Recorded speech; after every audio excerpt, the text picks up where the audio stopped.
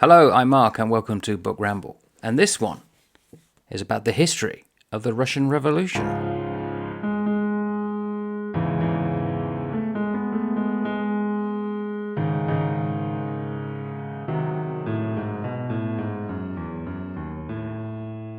By Leon Trotsky. This is my second go around. It's a very big book. Although I said before, there's a lot of appendices and it's about that thick in total. A lot to say about this major epochal event in history, which we're still feeling the effects of. And of course, the benefit for anybody who is into history books is the fact that Trotsky was there. He was integral to the whole run of the early part of communist Russia. And interestingly, back at school now, we are teaching some students Animal Farm. And Snowball in that book is considered by Napoleon to be a traitor. And I think Snowball might represent Trotsky. So he eventually had to flee, really as Stalin was coming to power. He ended up being assassinated. I think it was by Smersh. In Mexico, he got an ice pick in the ear, according to the Stranglers. I think that's correct. So he was there. And what's interesting, what this part is doing, the second part I'm going to do, is just to finish off, or talking about 1916, when really things started to happen.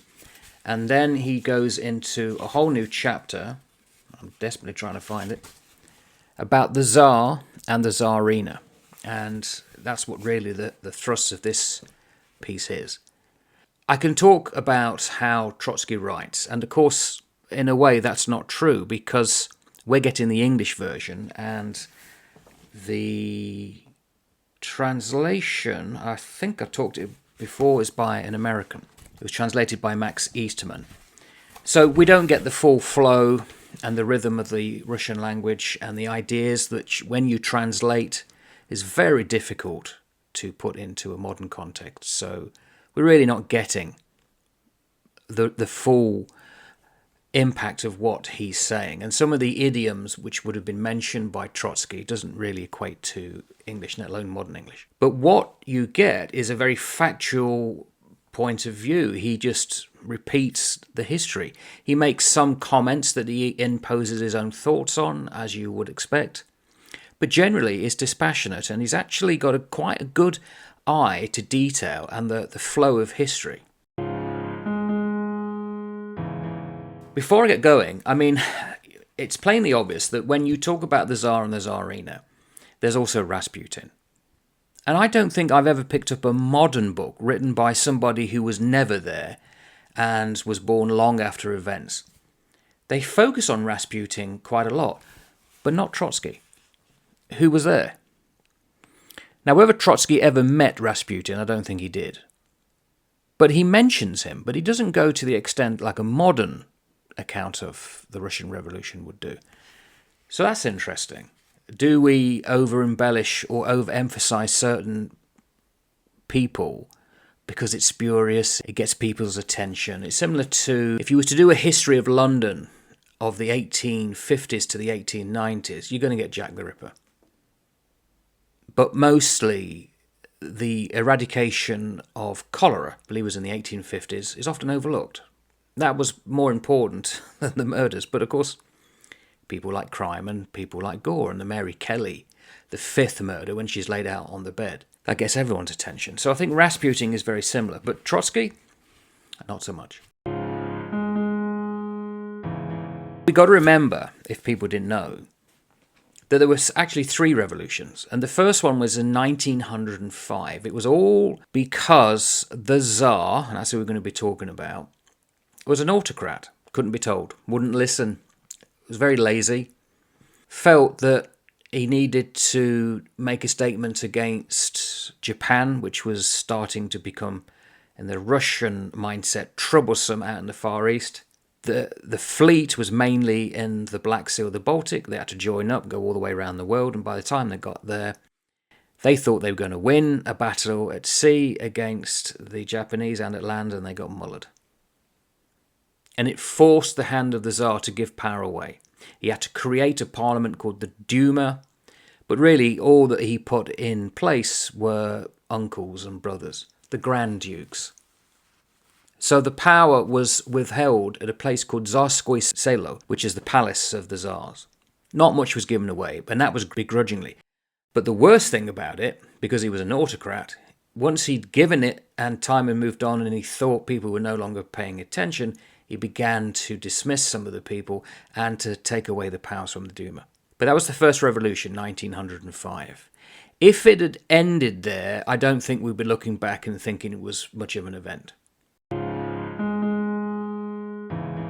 The second was early 1917. February, March is often reported, but of course the Russians had a slightly different calendar. It threw it either slightly early or beyond, so this is the difficulty. But it's early part of 1917.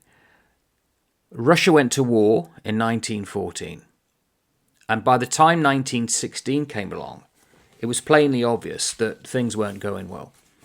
The Tsar began to take over the army, which would have upset quite a lot of the generals. He had to leave St. Petersburg, which was in the capital, and his wife, the Tsarina, left behind, was, as far as the people who wrote about her later argue, started to try and take control and do day-to-day decisions because the Tsar was incapable. And that's where Rasputin came in. He had the ear of the Tsarina, who had a very sick son, and he was a starets. He was like an enigmatic type.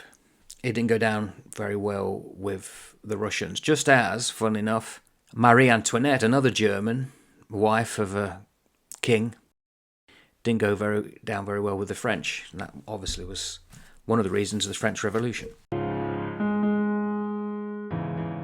So I ended up at 1916. I'm just going to go back to 1915, however. It's August, and the Tsarist ministers were telling each other that the workers, and this is the big thing that's bubbling under now, are everywhere hunting out treason, betrayal and sabotage in behalf of the Germans, and are enthusiastic in search of those guilty of our unsuccesses at the front. That's Trotsky's words. This discontent of the workers. A lot of the workers, to feed the meat grinder of the army, it was losing so many men. It was badly organised, it was badly provided for with boots and guns, ammunition. They had successes, the Russian army, no doubt, but they, mainly because of the sheer size, but they're a long way from the centre of Russia, out in lands that we now no longer see as Russian, Poland and whatever. Mainly butting up against the Austrians in the south-west front, and in the western front against the Germans, places like Tannenberg. And workers had to leave factories, and the farms, they were conscripted and sent off, and it was causing a lot of distress. This bubbling up of the discontent of the workers, in a way, will create the second of the three revolutions in early 1917. And just as an overview, if the first revolution was taking away power from the Tsar and placing it in the hands of the nobility, the second one, we're just about to get to, was to strip it from the nobility and give it into the hands of bourgeoisie, lawyers, politicos, doctors. The final one, 6 or 7 months later, October 1917, is the stripping away of that from those people and giving it to the workers. Parties that were created in the big cities called the Soviets. Discontent of the workers, it was huge. It was mainly because of food or lack of. Women, old men and boys in the market or on the open square feel bolder and more independent than the workers on military duty in the factories. That was discontent that was being caused. Their money, their wages was less or worth less because of inflation. And that's the thing today, isn't it? Textile workers especially often marched at the front of protests. They felt it the most for some reason, possibly because they were preeminent in some of the big cities, whereas the big heavy industry tended to be slightly out into the suburbs or beyond. But there was a complete disintegration of a guiding layer of the workers. No one was in charge. No one gave them any direction except, and this word is going to come through and down to history, Bolsheviks. They are the organising centre of the movement in its most dangerous form. So much so that the Secret Service based their conviction that although no insurrection would occur while the war lasted, if the war was to end, or to collapse, that was it. So it's almost like a race against time. Those in charge knew they had to get either peace or win the war. Either way, the future's going to look really bad because people will not forget or forgive. But that is from one side of the fence. They saw the Bolsheviks and thought, there's a threat. But the Bolsheviks themselves were in complete disarray. I'll read Trotsky's words. The war produced a dreadful desolation in the underground movement. The Bolsheviks had no centralized party organization at all. However, the reviving strikes gave them some spirit and some strength in the factories. People had had enough of the Tsar and his like, and I'm going to get to them in a moment. But there seemed to be no alternative. The only one that really stood out were the Bolsheviks. They'd fallen out with their own party members, which became known as the Mensheviks. Bolsheviks, under the supposed leadership of Lenin, were thought to be, and in fact did turn out to be, the one that would seize power. They begin at this point in history to make inroads. They're starting to get support. They were known as Leninists often. They put out appeals with a demand to stop the war, overthrow the existing government, and that was obviously anarchy, and replace it with a republic. And this created or fueled worker strikes and disorders. I don't think we now can get a real grip or understanding of how widespread and how dangerous these strikes were. Russia was a mainly agrarian society, but in the cities it was workers in factories, and there was a lot of them. Once the strike movement doubled, obviously there were then clashes with the police, and there were a lot of strikes, so this was a common occurrence. And what that meant, that any respect for authority, certainly the police, collapsed. War industries increased in a desperation to get more stuff to the front, like weapons and bullets. It devoured every resource that the government normally produced or controlled. What had existed in peacetime, if it could not adapt to all-out war production, it died. People lost their jobs. The war in the West, Russia began to lose a lot of land, especially in Poland. A fifth of the industrial strength of that country was cut off. The Germans controlled it. As much as 50% of production went to supply the needs of the army and the war, including, as Trotsky says, about 75% of the whole textile production of the country. The war not only swallowed up the whole current national income, but seriously began to cut into the basic capital of the country. And all of this, all the strikes, all the strife, all the death, all the loss, pushed the minds of the workers from the particular to the general, from economics to politics. We must all strike at once, they said. Thus arose the idea of a general strike. And this takes us up to where I finished before, towards the end of 1916. Perilous moment, because on the 19th of October 1916, a mass of people gathered around the food shops, especially women, all demanding bread. A day later, bakeries were sacked in several parts of the cities. These were the heat lightnings of the revolution, coming in a few days. And outside the cities, it was a vast land, Russia. So many acres of arable land.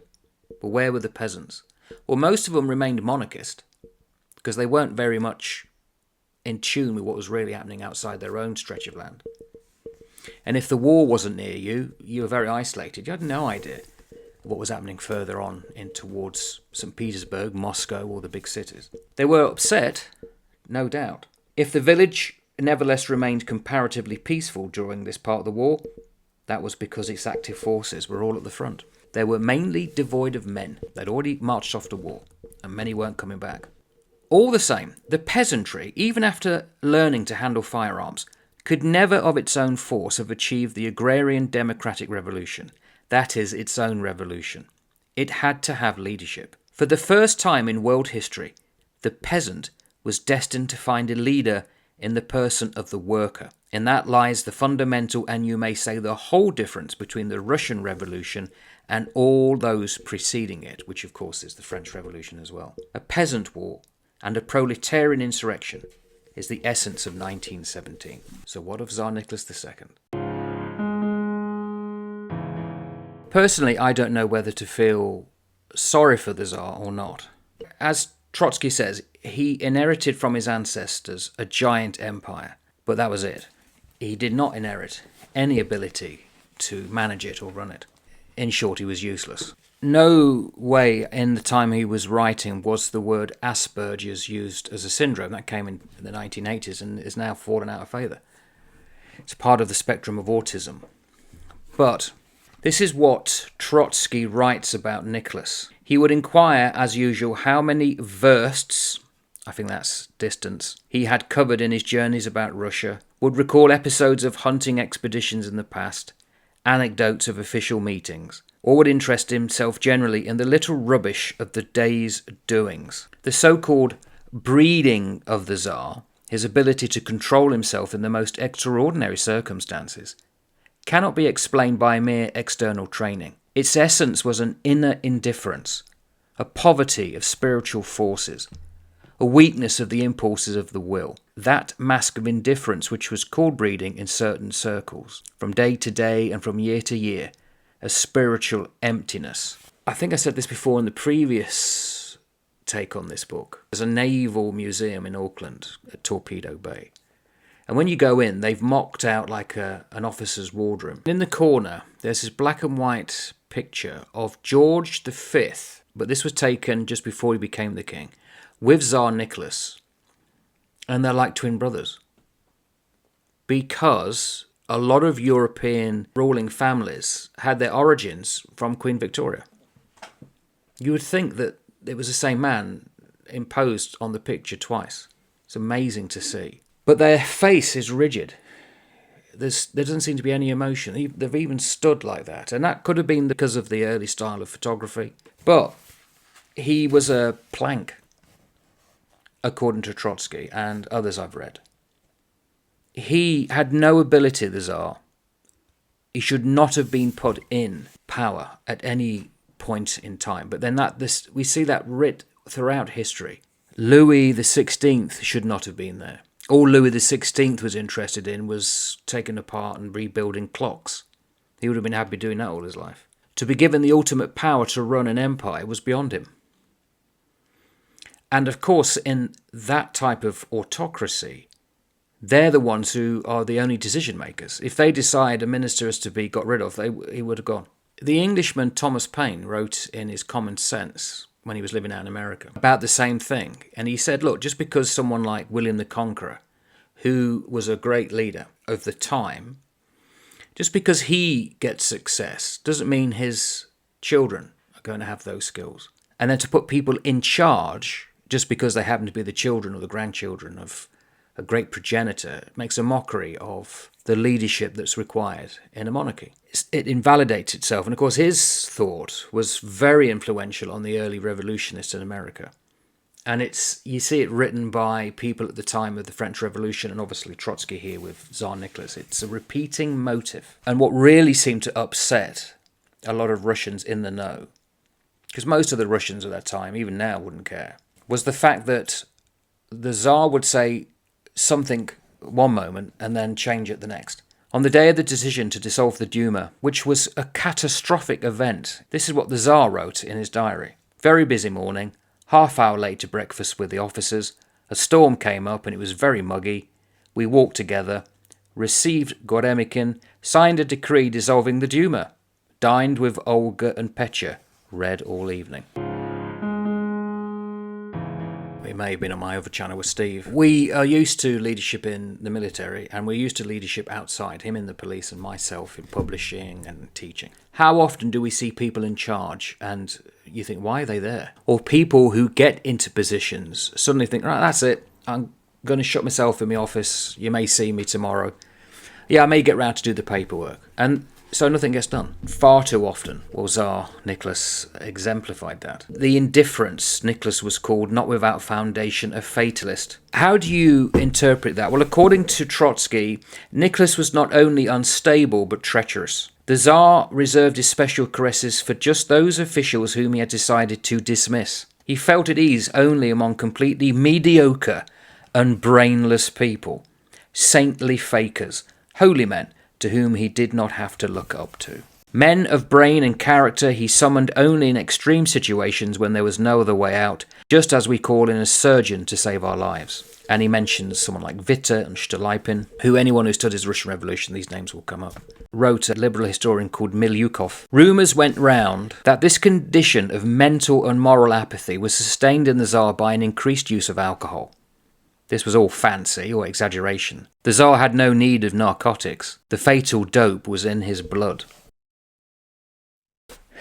Well, you can give examples of that today, can't you? So, why do we do it? Why do we give ultimate power to people who shouldn't have it? This is amazing. So, this is not new, and it's one of the reasons why I suppose when you feel that you're, in this case Russia, that they're wealthy and they've got a big empire and people respect them on the world stage, a leader in similar vein can get away with it. And they will aggrandize their own families. They will give jobs to people who are absolutely incapable of doing those jobs. But when it turns bad and it's plainly obvious they haven't got a clue, that's when those people need to look out, because the only way in which they're going to be rid of, if it's not through the law, is through an uprising. And we've seen it time after time in history. Happened in England. This charmer, Tsar Nicholas, without will, without aim, without imagination, was more awful than all the tyrants of ancient and modern history, and he was mightily under the influence of the Tsarina. So if you know about Marie Antoinette, who was Maria Antonia, she was Austrian. She became the wife through alliance with the French Dauphin at the time, who became the last king of France. Very similar to the German-speaking wife of the Tsar. And of course it was Germany that then went to war in both cases against those nations. So those wives suddenly found themselves in peril. But there was weak husbands, weak leaders.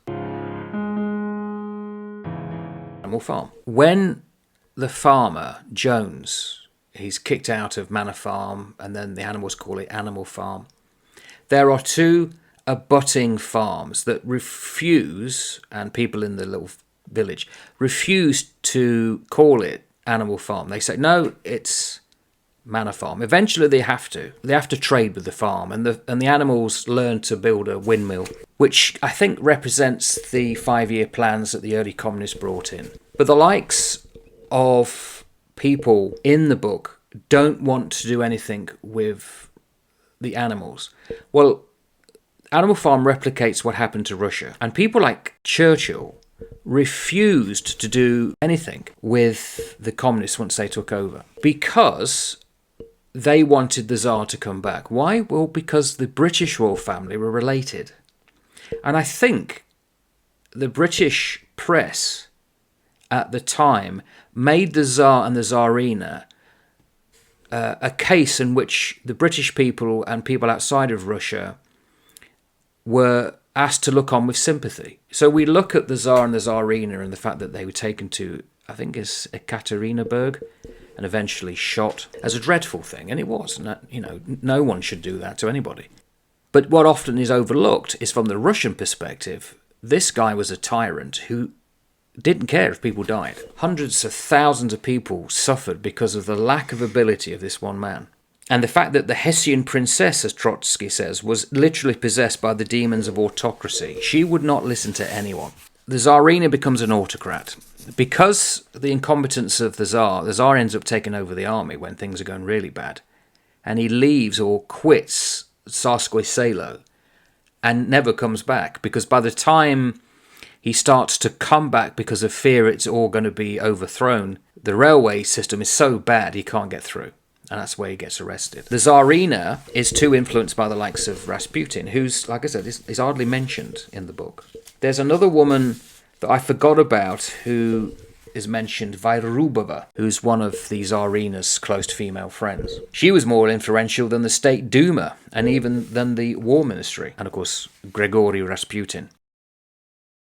And there's this wonderful language here that I would imagine really hits well in Russian as well. He talks about the leprous court camarilla. Throughout the whole reign of Nicholas and Alexandra, soothsayers and hysterics were imported for the court. And these were like vapid, almost malignant people who wanted to really take control themselves. It was Witte who called them the leprous court camarilla. What effectively happened is that the ruling dynasty became very isolated. Events swept them away into obscurity, and something had to be done. And the reason why the ruling classes didn't rise up is because they lacked resolution. They were themselves spineless. They'd had a good run. They'd made people believe that they were important and what they said was law, but they weren't going to be listened to much longer. People wanted a monarchy without Rasputin, and as soon as they thought then they can get rid of Rasputin, and of course he was put to death by their own people. Yusupov was one of the inner court. When Rasputin was killed off by their own, then you're effectively seeing the old Roman myth of Saturn eating his own children. Well, then that was the end. They'd started to open the floodgates, and people thought, well, why do we need any of these people? If Rasputin is so important to the Tsarina and then he's killed and then the Tsarina effectively, what does that mean about her then? We don't need her. Trotsky isn't forgiving of what he calls the disgusting character of Alex, treacherous weakness of the Tsar, and a greedy fool, Vayrubova, and the Siberian Christ with a scar on his skull. These misfits painted a picture for the Russian people of the worst types of people in charge. They became almost seen as monsters. A decisive reason, and it's very similar as to the downfall of Marie Antoinette, is that there was this rumour that Marie Antoinette, because she was Austrian, when Austria and Prussia went to war against France, tried to get a peace or to get out of the country. And it was a very ill-considered move on behalf of the king and the queen. They got into a big, massive Berlin coach and slowly tried to get out of France, where they were intercepted at Varennes in northern France. They were accused of being treasonous and trying to get away from the country. They were taken back to Paris and eventually they were executed. The same kind of thing seemed to be happening from the Russians' perspective with their Tsarina, who was German. They were at war with Germany, and there was felt that Alex was trying to broker a peace with the Germans. Her actions seemed to be pro-German, and of course that was what effectively soured the royal family for the Russians. And when the Tsar took control of the army, and the army was doing really bad, of course everyone had to blame the Tsar. After friend Rasputin was murdered, the monarchy survived only 10 weeks. By then they were superfluous to the nation, they were seen as a hindrance which they were not prepared to follow anymore, and it very quickly escalated and went downhill. So that's the history of the Russian Revolution just before the first revolution of 1917, the second of three. Power had been taken away because the Tsar was forced to abdicate, and then that was it. We don't really need to know much more about that because they were there. It's like the history of the French Revolution. You can spend a lot of time talking about the French king and Marie Antoinette, but really it was the forces below them that then really set the course of France down, well, eventually towards Napoleon. Same with the Russian Revolution. If Trotsky is correct and we don't really need to know events before 1916, well, then you don't really need to know events before February 1917 because the ruling family were already on the way out. Because it was going so badly in the war, the people in charge had to go. If there was going to be an uprising, it's because they were no longer listening to the generals or the Duma, or certain elements of the Duma were no longer listening to the Grand Dukes and the Tsar. So he went. What this book does, it's done for me, it's made me reevaluate how we should look at the Tsar. Not with sympathy. This guy was a tyrant. he was painted in sympathetic terms by certain allies, which has influenced the English-speaking world. From the Russian perspective, it could no longer carry on because these people were suffering. And the Tsar, who was lazy, wouldn't do things at the best of times, and couldn't do it during the worst of times, they had to get rid of him. In fact, but they didn't. It was his own circle around him. It wasn't the peasants who got rid of the Tsar. It was his own aristocratic hangers-on who felt they had to get rid of him before they were too oofed out as well. So that's why he went. It was the first domino to go. The rest lined up were going to follow very quickly. And sometime in the future, when I carry on, I'll look at that. I'm going to specifically look at what led to the February insurrection. There's a thing called the 5 Days, and if it's worth talking about, I will do so. I do know that there'll probably, of that size book, probably 2 or 3 more episodes I'd like to do. Whether I do, I don't know. But I'd like to, because it talks about Stalin, Lenin, Trotsky himself, how it comes to be the Soviets taking charge, and then, of course, the civil war between the Reds and the Whites. And although it happened at one specific part of the world, it became influential for the world and still does. So if you like history, you can't really hide away from it. So, good book. Ta-ta for now.